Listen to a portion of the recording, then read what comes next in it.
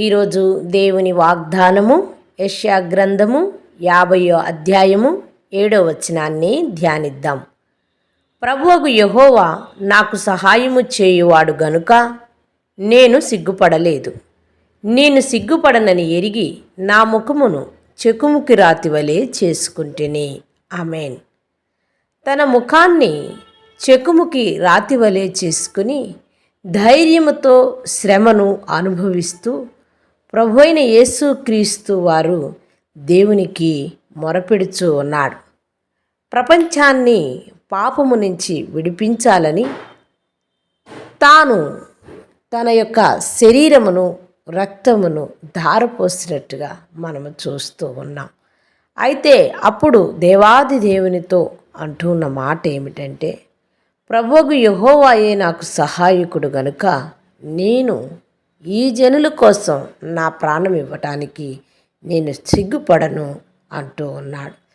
ప్రియ సహోదరుడా, సహోదరి, ఆయన ఎంతో శ్రమను అనుభవించిన వాడిగా, బాధను అనుభవించిన వాడిగా, తన ప్రాణమును అర్పించిన వాడిగా మనము చూస్తూ ఉన్నాం.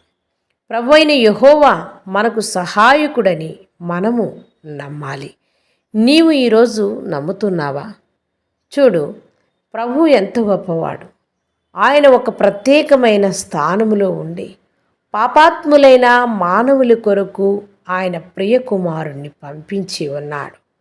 ఆ పాపాత్ములైన మానవుని కొరకు యేసుక్రీస్తు వారు సిలువలో బలిపశువుగా మారి ఉన్నాడు. అప్పుడు కూడా అంటూ ఉన్నాడు, ప్రభువైన యెహోవాయే నాకు సహాయకుడు అని. ప్రభు ఎంత గొప్ప ప్రణాళిక మానవులి పక్షాన, నా పక్షాన కలిగి ఉన్నాడో ఒక్కసారి నువ్వు జ్ఞాపకం ఉంచుకుంటే నాకు సహాయము చేసేవారు ఎవరు అని నీవు బాధపడవు.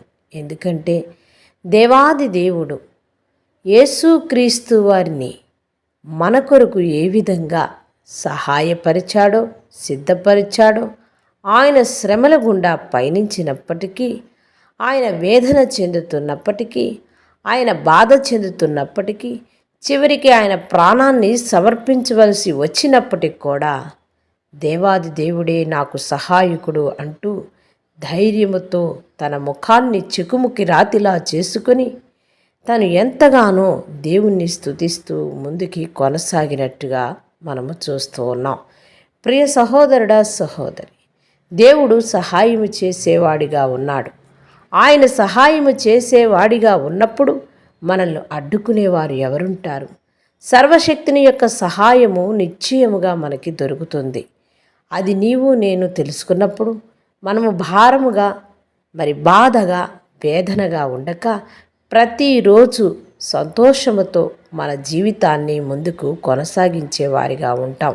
ఎందుకంటే ఈ వాగ్దానాన్ని పట్టుకొని, ఈ వాగ్దానము ద్వారా మనం మేలు పొందుకొని, ఈ వాగ్దానము ద్వారా మనం బలపడి ప్రభువైన యెహోవాయే నాకు సహాయకుడు అని ప్రార్థిద్దామా? మహాపరిశుద్ధుడా, మిక్కిలిగా మమ్ము ప్రేమించే మా పరలోకపు తండ్రి, మీ దివ్యమైన పాదములకు కృతజ్ఞతాస్తోత్రములు. నాయన, ప్రభువైన యెహోవాయే మాకు సహాయకుడని నమ్మి విశ్వసించి ప్రార్థించే విధానం మాకు నేర్పించండి.